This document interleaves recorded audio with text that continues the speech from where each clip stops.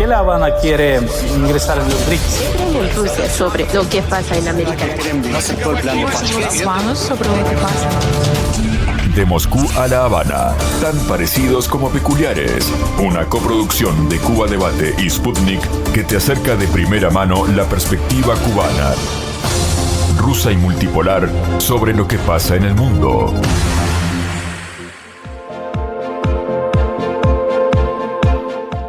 Hola, ¿qué tal? Este es el podcast de Moscú a La Habana, una colaboración entre Cuba Debate y Sputnik. Mi nombre es Marx-Lenin Pérez y estoy muy feliz de poder acompañar en esta ocasión a nuestro colega Oleg Leonov Armas, que desde Moscú ya dice hola. Muy buenos días Marx-Lenin, muy buenos días a todos nuestros espectadores, todos los que nos escuchan. Y pues aquí, desde la capital rusa, dispuesto a responder y tratar sobre cualquier tema que sea de interés.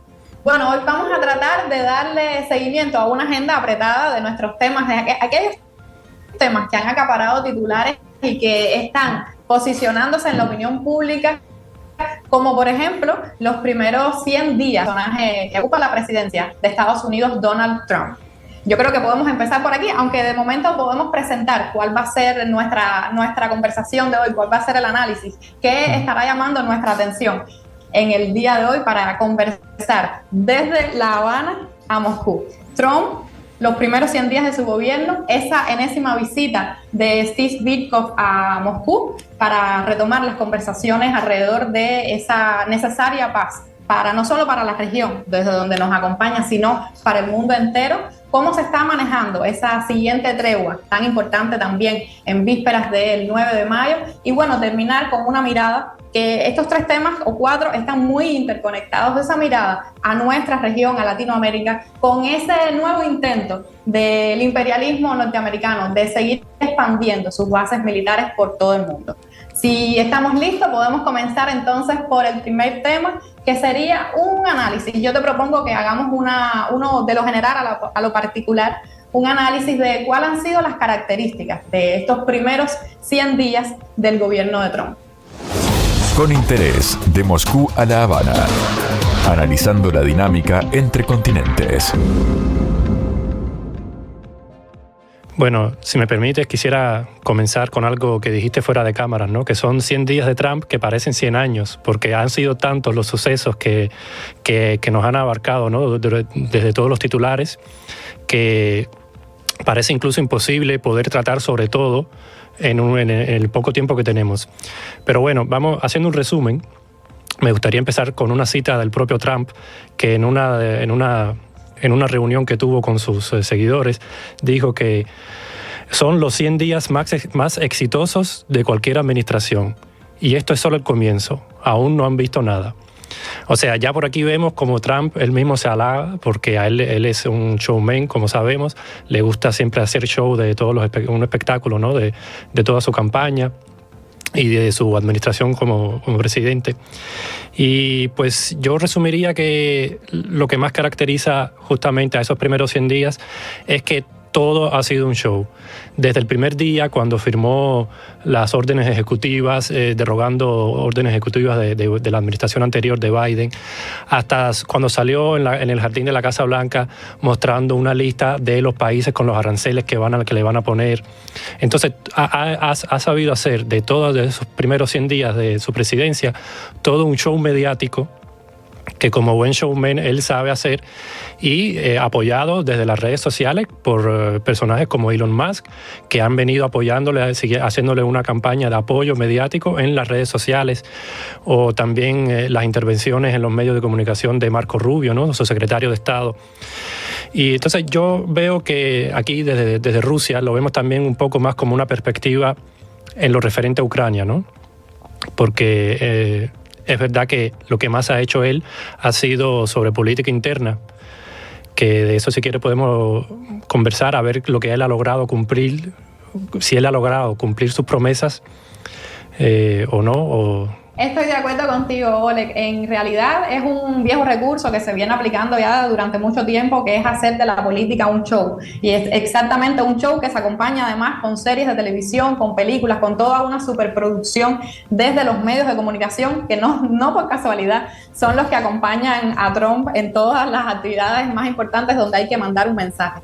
Y es precisamente esos 100 días que no tienen en sí mismos un valor literal, no hay una cosa política, jurídica que marque, que tenga que llevar un análisis de qué pasó en los 100 días, sino también tiene que ver con ese nivel simbólico, esa dimensión simbólica donde se están moviendo justamente la política como show, la política como espectáculo. Y por eso me parece muy importante eso que tú has dicho y justamente solo eso, enfatizarlo, porque desde el espectáculo además hay de comportamiento en ese modo de aparecer de Trump, que también se ve como un paso hacia adelante, un paso hacia atrás, es decir, un vaivén que no deja a lo mejor seguir una pista sólida, lógica en los analistas internacionales para seguirle el ritmo, ¿no? Y eso también puede ser el patrón que está definiendo a Trump, es decir, una inestabilidad, un caos. Para algunos titulares ha sido redundante decir es un caos su forma de gobernar. Pero yo creo que es justamente en ese modo caótico, que además opera desde el terror, justamente desde las amenazas, desde la incertidumbre, es que Trump está tratando de recomponer eso que Estados Unidos sabe perfectamente que está perdiendo intensamente, y es su posición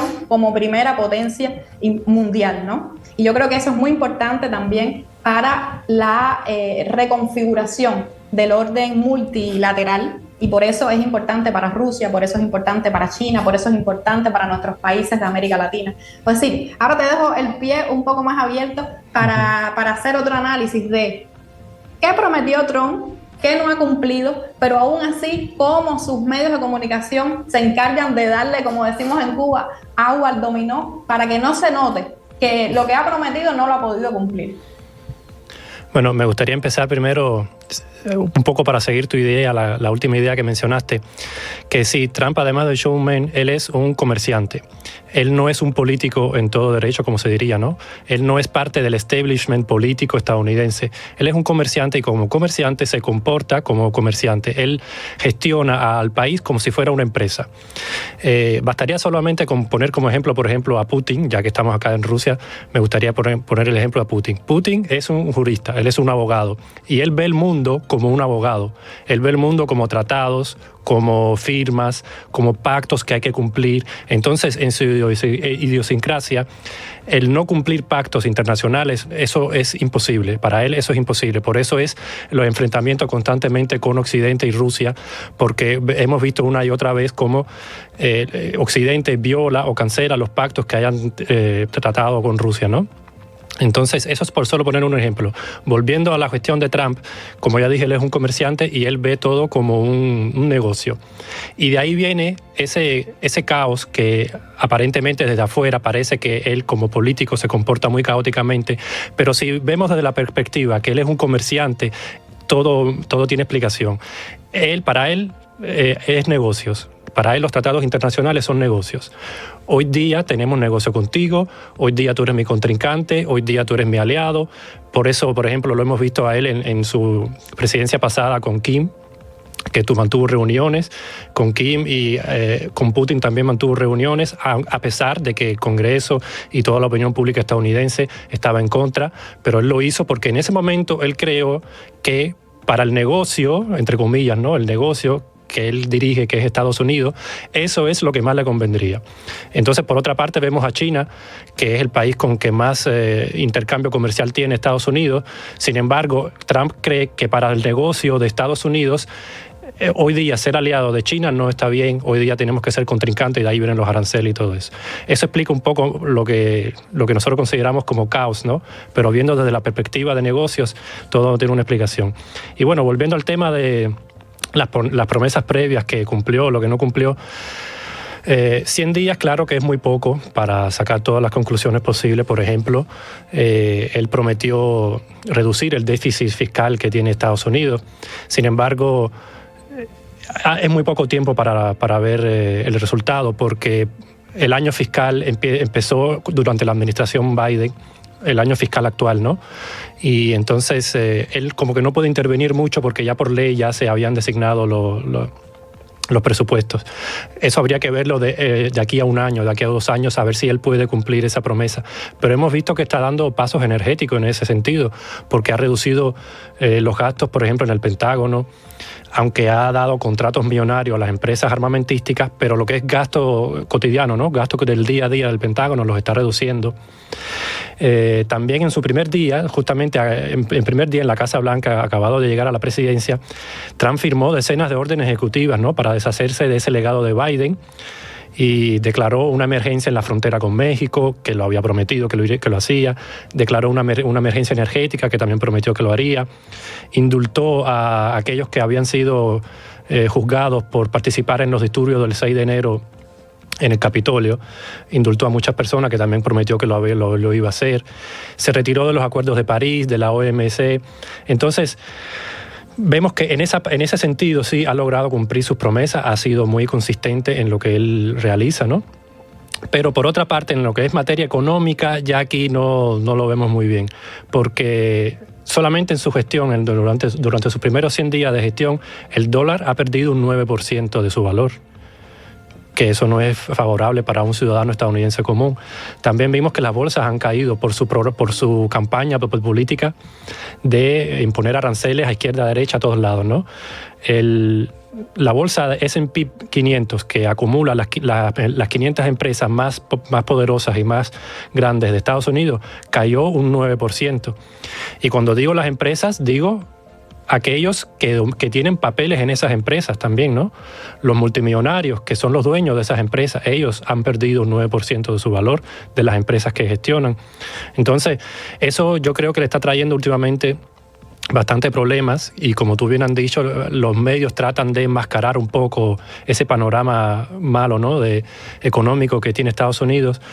Incluso la Reserva Federal de Estados Unidos misma redujo el pronóstico de crecimiento del PIB de este año del 2.1 al 1.7%. O sea, es una caída de 0,4% puntos porcentuales, ¿no? Es bastante, porque al día de hoy cada punto porcentual cuenta en el PIB. Diríamos que sería un 20% de una caída, ¿no? En general. Eso es bastante. Y la inflación, al contrario, ha crecido del 2,5 al 2,7%. Entonces, el ciudadano común estadounidense que votó por él, en su mayoría que votaron por él, se estará cuestionando ahora, al término de estos 100 días, si la política económica de Trump está llevando al país en un camino correcto o no. Yo lo vería así, y desde acá de Rusia, pues también diríamos que una de las cuestiones que no logró cumplir, una de las promesas que no logró cumplir, es terminar ese conflicto en Ucrania, como él dijo, en un día. Digo, si yo soy presidente, termino ese conflicto en un día. Claro que incluso antes de él ser presidente, ya aquí en Moscú veíamos con escepticismo que él pudiera hacer eso. Después ese día se convirtió en una semana, en 30 días, en 90, ahora son 100 y todavía no lo ha logrado. Ya vemos un cansancio en Trump, en sus últimas declaraciones, que está diciendo que está cansado de que esa tregua no se alcance. Pero es que desde Moscú lo hemos dicho desde el principio, desde siempre, desde el Kremlin, el presidente, el Parlamento, todos han dicho, ese conflicto es imposible terminar en un solo día si no se terminan con las causas del conflicto, que es la seguridad comunitaria europea.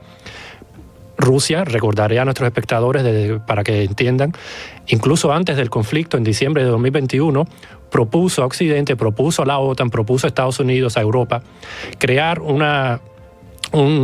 esquema de seguridad comunitario en toda Europa y en todo el mundo, el planeta en general. Y esa propuesta fue rechazada por Occidente, y de ahí viene el inicio de la operación militar especial en febrero de 2022. O sea que esa operación no se lanzó porque sí, de un día para otro. Esa operación tiene un antecedente en el que Occidente rechazó categóricamente la propuesta de seguridad rusa, y entonces Rusia no le quedó de otra que tomar el asunto en sus manos y empezar la operación militar especial. Exactamente, has tocado temas interesantísimos que ojalá tuviéramos tiempo para detenernos en cada uno de ellos, porque es verdad que son puntos neurálgicos en este conflicto en el que Estados Unidos tiene todas las cartas de responsabilidad en un mundo que justamente se está tratando de reestructurar para poder equilibrar esos poderes y esas potencias, y que necesitamos además que por la propia subsistencia de la humanidad y de la naturaleza, que eso sea lo más pronto posible. Y me voy a quedar con uno de los elementos que dijiste porque nos da pie para hacer la conexión con el próximo tema, y es que Trump prometió exactamente en 24 horas acabar con el conflicto Ucrania-Rusia, y esa fue una de sus grandes promesas, y esa fue una de las grandes expectativas que lanzó al mundo en su campaña electoral, y que precisamente ha sido una de las que no ha podido cumplir. Vamos a hacer te propongo que conectemos este primer tema con cómo se ve desde Rusia esa promesa que Trump no ha podido cumplir, y que justamente lo que hace es enviar esos llamados enviados especiales de Trump por el mundo, que ha estado por enésima vez en Moscú. Ya regresamos. De Moscú a La Habana. Conoce ambas perspectivas de los acontecimientos globales. Y estamos conversando desde Moscú a La Habana, justamente en este podcast conjunto entre Cuba Debate y Sputnik. Y nos habíamos estado recreando en un análisis que Oleg además ponía puntos neurálgicos sobre el debate. Trump, sus primeros 100 días que parecerían 100 años, y ver si puede mantener ese ritmo que ha traído frenético de intentar revolucionar el mundo, cosa que evidentemente no está logrando. Pero mientras tanto envía a Rusia un enviado especial que le da el nombre de enviado especial. Sabrá Trump lo que quiere decir con eso, pero lo cierto es que ha ido una y otra vez a Rusia. Sin embargo, la paz no ha llegado. ¿Cómo se entiende eso, Oleg? ¿Cómo nos puedes analizar este tema? Bueno, la última visita de Witkoff ha sido la cuarta en total en lo que va de administración Trump. 4 veces ese hombre ha visitado Rusia. En diferentes ocasiones se ha encontrado con Putin en San Petersburgo y en Moscú. Y la última visita fue la segunda en solo un mes. Por lo que diría que el proceso de negociación entre Rusia y Estados Unidos está siendo bastante intenso, ¿no? La verdad es que hasta ahora no se ha dicho mucho sobre qué se están tratando, por eso nosotros solamente podemos especular un poco. Por supuesto que se está tratando el tema de Ucrania, aunque últimamente también hemos visto en declaraciones de Trump que él quiere que Ucrania y Rusia dialoguen de forma directa entre sí. Esto se ve obstaculizado sobre todo porque en Ucrania hoy día existe una ley, el régimen ucraniano de hoy ha impuesto una ley que se prohíbe a él mismo. O sea, Kiev se prohibió a sí mismo negociar cualquier negociación de paz con Rusia. O sea, esto es un obstáculo para esas negociaciones. Y lo ha dicho Putin, que si Kiev quiere negociar de forma directa con Moscú, que Moscú está a favor, pero entonces deberían derogar su propia ley o violarla, que no sería ni la primera ni la última vez que lo hagan. Pero entonces vemos cómo Estados Unidos está siendo de intermediario, pero esto es un intermediario con excusas, ¿no? Vamos a decirlo así. Porque con una mano soy intermediario entre Moscú y Kiev, y con la otra armo a Kiev para que le haga guerra a Rusia, ¿no? Entonces vemos cómo Estados Unidos juega en ambos bandos, intentando calmar por una parte, pero por la otra mantiene un régimen que, de no ser por Estados Unidos, no se habría mantenido mucho por mucho.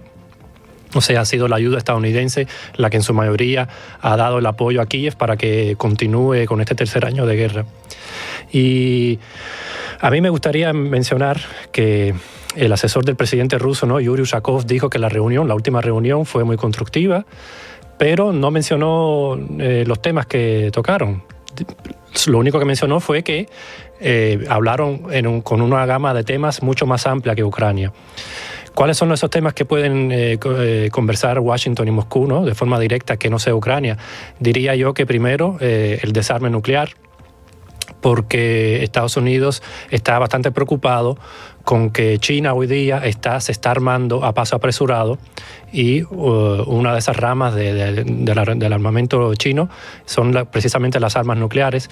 Entonces Estados Unidos, quiere incluir a China en esos tratados que en sus años existieron entre Estados Unidos y la URSS sobre el desarme nuclear. pero para eso necesita el apoyo de Rusia. Entonces yo diría que Washington está persuadiendo a Moscú para que se una y un poco como que presione a Pekín en el tema del desarme nuclear.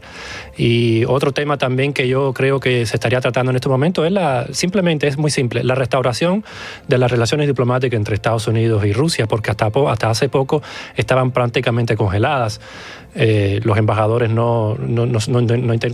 Rusia y Estados Unidos no habían intercambiado embajadores y ahora se está haciendo un proceso de restauración de eso. Yo también me gustaría recordar que en la primera presidencia de Trump, el Congreso de Estados Unidos, evadiendo el poder presidencial que el de Trump, ¿no?, impuso una serie de sanciones contra Rusia que Trump no apoyaba.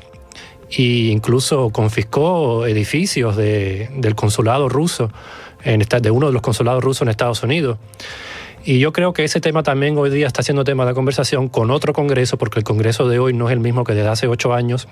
Y también hemos visto de aquí de Moscú, vemos con beneplácito, ¿no?, que el Congreso hoy de Estados Unidos, no obstaculice esas conversaciones como lo hizo durante la primera presidencia de Trump. Entonces, así en resumen sería lo que vemos acá desde Rusia. Cuando digo vemos acá desde Rusia, digo yo el ciudadano común, porque a mí no me informan de lo que en realidad están tratando el Kremlin, ¿no?, y la Casa Blanca. Así en resumen. Me parece muy importante eso último que has dicho, para que no te acusen, ¿no?, desde la teoría conspiranoica, no Sí. nos acusen de ser nosotros los enviados especiales de Moscú en este podcast. De Moscú a La Habana, para que conozcas mejor la idiosincrasia rusa. Voy a darte paso porque me interesa mucho que le dediquemos algunos minutos a ese 9 de mayo que está por llegar, y precisamente con toda esa carga emocional, simbólica, histórica que tiene no solo para Rusia, sino para todo el mundo. El 9 de mayo, esa gran victoria sobre el fascismo que no se pudo haber logrado sin el concurso del esfuerzo de millones de rusos en aquel momento, de la Unión Soviética, la querida Unión Soviética, que tanto aportó a la humanidad en este sentido. ¿Cómo se está manejando esta otra tregua que se está proponiendo y cuáles son las expectativas y las perspectivas para que esa tregua se dé del mejor modo posible? Bueno, me gustaría anotar primero, para nuestros espectadores entiendan, que el Día de la Victoria para Rusia es como el Día de la Independencia para cualquier país latinoamericano. Incluso más que eso, simplemente para que entiendan la importancia de esta fecha. Incluso más que eso, porque si el Día de la Independencia es como una fiesta nacional, ¿no?, sobre gobernanza del país, para nosotros el Día de la Victoria, para los rusos, el Día de la Victoria es un día en el que celebramos la existencia propia de los rusos, porque Hitler no solamente quería conquistar la Unión Soviética, Hitler quería exterminar su población, que lamentablemente parcialmente logró, porque 27 millones de rusos perdieron la vida en esa invasión. La mayoría eran civiles, porque solamente 9 millones, entre 9 y 10 millones eran militares. El resto, 17 millones de ciudadanos, eran civiles y que los nazis lograron exterminar en aquellos territorios que lograron ocupar de la Unión Soviética. Pero gracias a Dios nosotros resistimos, la Unión Soviética, nuestros abuelos resistieron, tomaron Berlín al final, y por eso existimos hoy como nación. Por eso yo cuento esto simplemente para que nuestros espectadores entiendan la importancia de la fecha, para hacer paso a por qué Putin propone unos días, ¿no?, de cese al fuego justamente en esas fechas del 8 al 11 de mayo. Porque esa fecha diría yo que es sagrada para todo el espacio postsoviético, incluido Ucrania. Aunque Ucrania en los últimos años haya hecho un giro hacia la derecha muy fuerte, hacia Occidente, dando paso y permitiendo muchos movimientos neonazis incluso. Pero sin embargo, el ciudadano común de Ucrania, diría yo hoy en día, mantiene viva esa memoria de que nuestros dos pueblos, ¿no?, los ucranianos, los rusos, los bielorrusos, los kazajos, todo ese conglomerado de pueblos que se hacía llamar soviético, lograron la victoria juntos contra el nazismo. Entonces, yo diría que esa fecha se eligió no por gusto para el cese al fuego, sino para permitir, ¿no?, a nuestros pueblos celebrar esa fecha en paz. Y también diría yo también que tiene un alcance internacional, porque le demuestra al mundo, al resto del mundo, que Rusia está proponiendo, y no solamente proponiendo, sino asumiendo la responsabilidad unilateralmente, porque no es que haya sido una propuesta que para aquí vamos a mantener un cese al fuego, no, es que Rusia lo declaró unilateralmente, dijo, nosotros vamos a mantener un cese al fuego de tal fecha a tal fecha. Y no es la primera vez que lo hace, también lo hizo con el cese al fuego de los días de la Pascua, ¿no?, la mayor fiesta cristiana. Y entonces después, como venía diciendo, esto también tiene un alcance internacional porque le demuestra al mundo que Rusia está dispuesta una y otra vez a impulsar ese proceso de paz que Kiev ha estado evitando una y otra vez, año tras año, y de alguna manera dar paso final a que se logre la paz en Ucrania, porque Rusia desde siempre dijo, nosotros no queremos que la guerra se expanda, ¿no? Nosotros queremos terminar esto lo antes posible. Mediante métodos militares, lamentablemente mediante métodos militares, porque no se cumplieron, no se logró cumplir mediante métodos diplomáticos. Como ya dije, en el 2021 Occidente rechazó la propuesta de seguridad global que Rusia había propuesto. Pero la intención de Moscú es terminar este conflicto lo antes posible, y mientras menos personas mueran mejor, porque para nosotros los ucranianos son parientes, son nuestros primos, nuestros tíos, nuestros abuelos también. Yo personalmente tengo una de mis abuelas, mi abuela paterna es de Ucrania. Entonces, por eso esta fecha, por eso la importancia de esta fecha, y yo creo que si Dios quiere que sea un escalón más al proceso de paz posterior que se logre. Hemos visto también que desde Kiev tratan de jugar un poco la política, ¿no?, y proponer en contraposición, dicen, una paz de 30 días. Rusia siempre ha estado a favor de mantener una paz más duradera. Si son 30 días, ok, pero 30 días ya no es un cese al fuego, ya es un proceso de paz, diríamos. Y entonces eso necesita protocolos de control, protocolos de seguridad, porque no basta con solamente declarar que vamos a mantener la paz. Hace falta un control en tierra, ¿no?, sobre los militares, que esa paz se cumpla, que ese cese al fuego se cumpla. Entonces acá en Rusia no vemos cómo ni Estados Unidos ni Ucrania puedan ejecutar ese control sobre la paz durante estos 30 días. Por eso en Moscú lamentablemente no vemos la intención de Kiev de mantener esa paz en esos 30 días como ellos declaran. No vemos cómo controlarlo.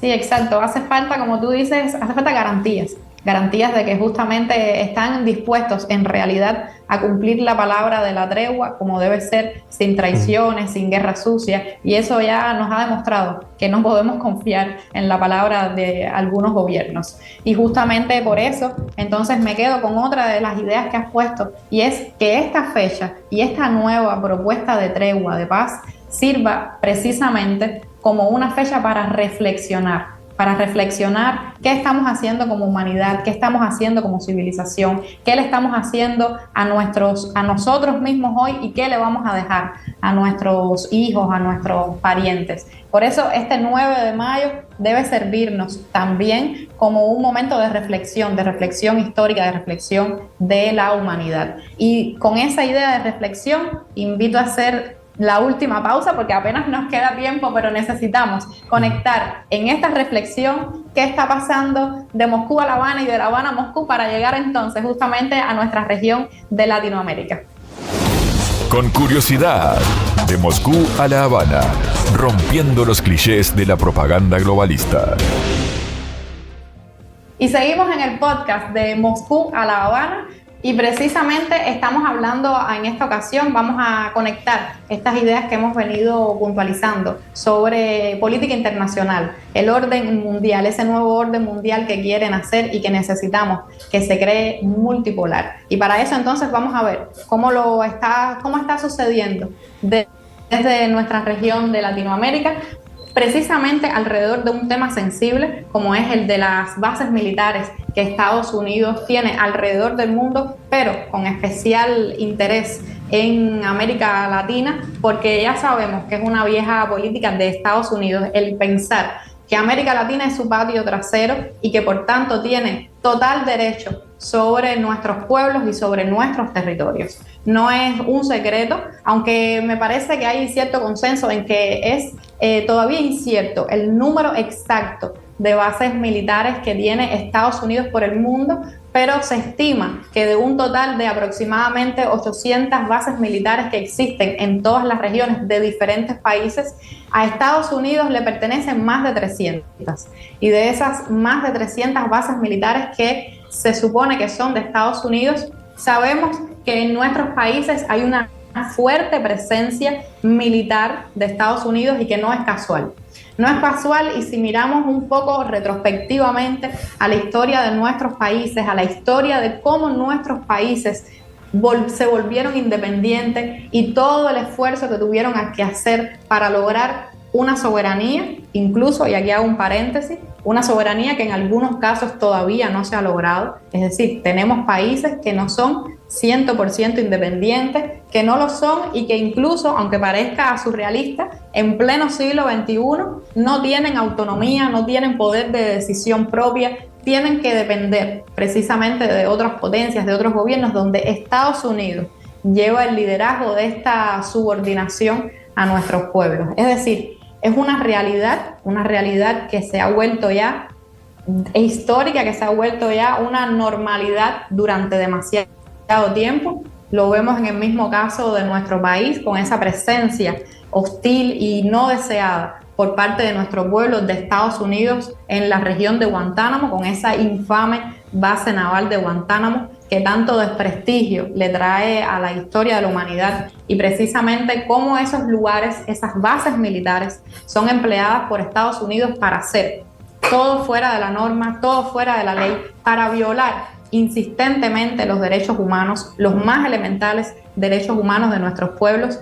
Y por eso es tan delicado y es tan importante y merece toda nuestra atención este nuevo intento, esta nueva amenaza de Estados Unidos de imponer otra base militar en la región, en este caso en el país más austral del continente. Estamos hablando de una provincia en específico, en una zona estratégica de gran importancia para justamente un imperio que está sobreviviendo, diría yo, me atrevería a decir, eminentemente por la fuerza.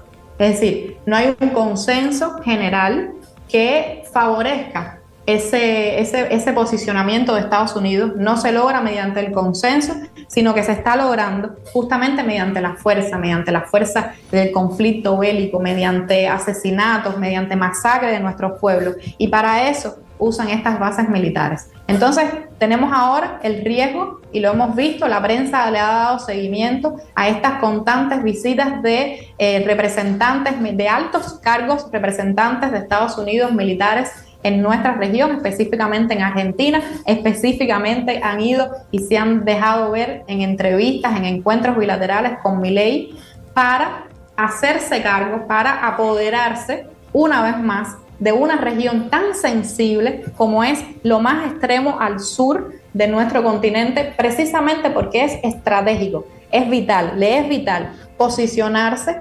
militarmente de la región más al sur que conecta ambos océanos, el Atlántico y el Pacífico, y cómo eso le permitiría adueñarse de todo ese estrecho que es vital para poder dominar, si en caso de que hubiera un conflicto armado, pero también para toda esta cuestión comercial y toda esta guerra comercial, esta guerra económica, que no solamente es bélica al estilo clásico tradicional, sino también es una guerra de nuevo tipo comunicacional, las llamadas guerras híbridas que Estados Unidos está lanzando contra China. Y a lo mejor yo me extendí un poquito en esta introducción, pero bueno, me gustaría que quedara esa idea, cómo lo percibimos nosotros, los pueblos en resistencia desde América Latina, que por supuesto los pueblos dignos, los pueblos humildes, no abrazamos en absoluto ese intento constante de Estados Unidos de romper la soberanía de nuestros pueblos cuando gobiernos que no representan a esos pueblos dignos ceden a las amenazas del imperialismo norteamericano.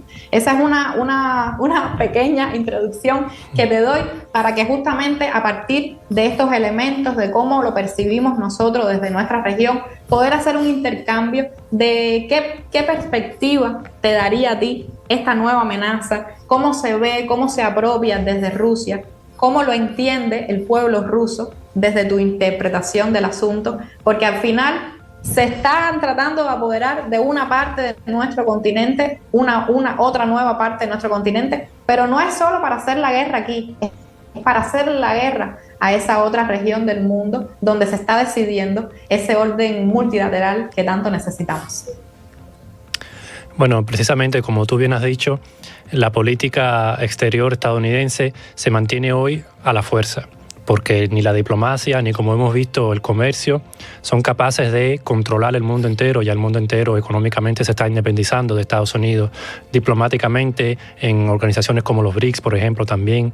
Entonces la única forma de proyectar fuerza hacia el exterior que a Estados Unidos le queda es la militar.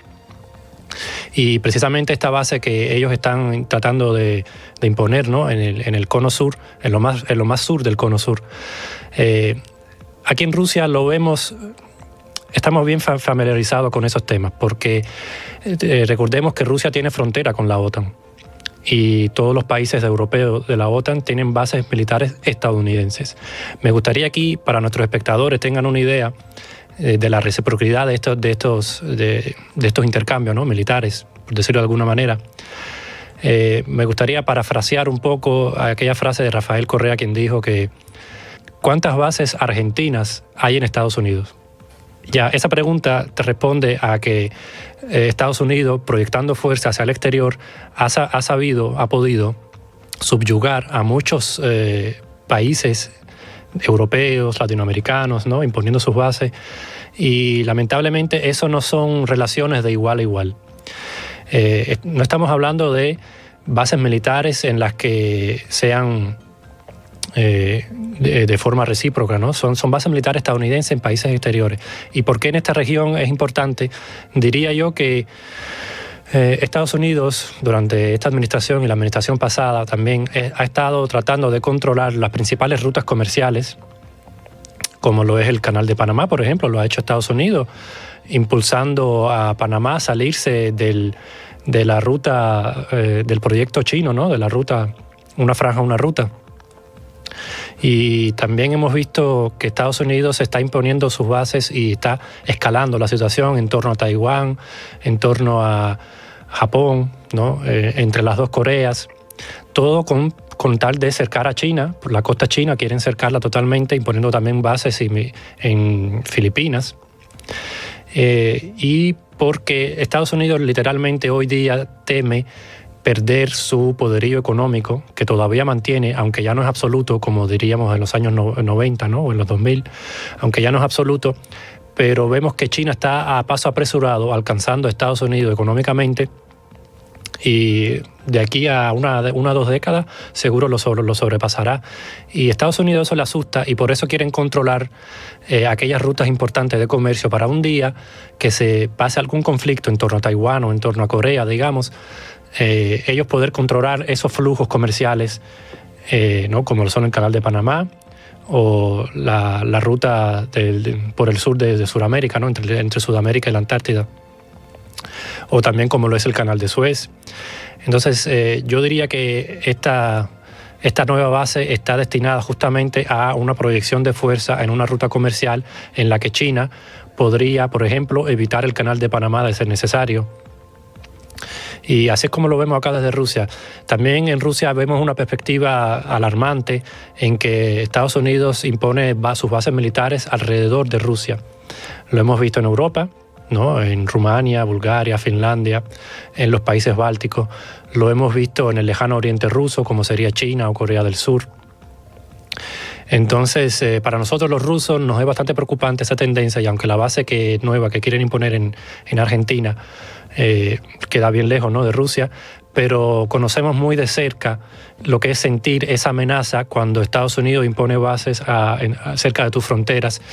Y otra vez, parafraseando la frase de Rafael Correa, ¿cuántas bases rusas hay en las fronteras estadounidenses? Ninguna. Eso para que nuestros espectadores tengan una perspectiva de quién amenaza a quién. Cuando les digan que Rusia es una amenaza para el mundo, pregunten, ¿cuántas bases rusas hay en la frontera estadounidense? Ninguna. ¿Cuántas bases estadounidenses hay en las fronteras rusas? Decenas.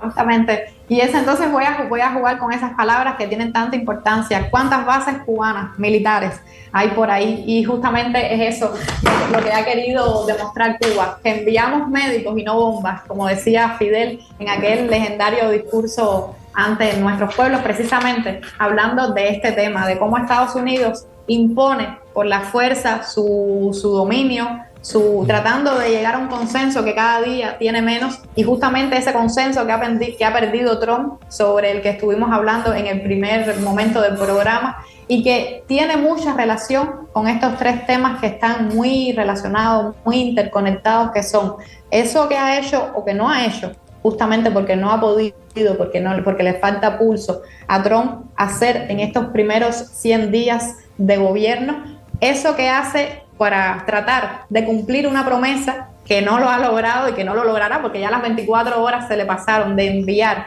a determinados personajes a que vayan a negociar, a que sean intermediarios en un conflicto que por supuesto debería resolverse entre los dos países implicados y nadie más. Si justamente ese alguien lo que tuviera sería buenas intenciones, y solamente buenas intenciones, ya ese conflicto se hubiera terminado. Y esa intención que constantemente demuestra la necesidad que tiene Estados Unidos de seguirse aguantando de ese poder que cada día tiene menos en el mundo, y que también pasa por una desconstrucción ideológica, simbólica de las ideas, del pensamiento, que por suerte, afortunadamente, nuestros pueblos cada día están menos conectados con esa forma imperialista de exterminio de la naturaleza, de la humanidad, que ha venido poniendo en el centro del quehacer diplomático Estados Unidos. De Moscú a La Habana. Sigue de cerca la visión del nuevo mundo multipolar. Yo creo que es muy importante que le prestemos atención a estos temas que hemos abordado hoy, porque además son los temas que han ocupado con mayor énfasis, o uno de los que más énfasis se le ha puesto en los últimos días en los medios de comunicación internacionales, globales, porque sin duda se decide la suerte del mundo, la suerte de nuestros pueblos, la suerte de nuestras familias. Y jugar con la humanidad está demostrado que es un error grave, y esa fecha que muy pronto estaremos celebrando, y que desde Cuba, por supuesto que también vamos a estar celebrando, que es el 9 de mayo, demuestra la necesidad de reflexionar sobre qué estamos dejando que haga Estados Unidos con nuestro planeta y con nuestros pueblos. Yo creo que no tenemos mucho tiempo más. Si quieres agregar una última idea para despedirnos, tienes la palabra, y entonces después pasamos a la despedida. No, bueno, ya creo que hemos sido bastante consistentes en todo lo que hemos hablado. Simplemente mandarle un saludo a todos nuestros espectadores y esperar verlos en el próximo episodio. Claro que sí. Yo les agradezco la oportunidad de haberme dejado participar hoy con Claudia en este episodio, que es la anfitriona frecuente del podcast que se llama De Moscú a La Habana, y que estamos muy felices de tener, como dice Claudia, esta colaboración a cuatro manos entre Sputnik y Cuba Debate. Yo soy Marx Lenin desde La Habana, Oleg desde Moscú, y les enviamos un fuerte saludo. Hasta la próxima. De Moscú a La Habana, tan parecidos como peculiares, una coproducción de Cuba Debate y Sputnik, para que tengas una perspectiva más amplia de las noticias que llegan desde todo el planeta.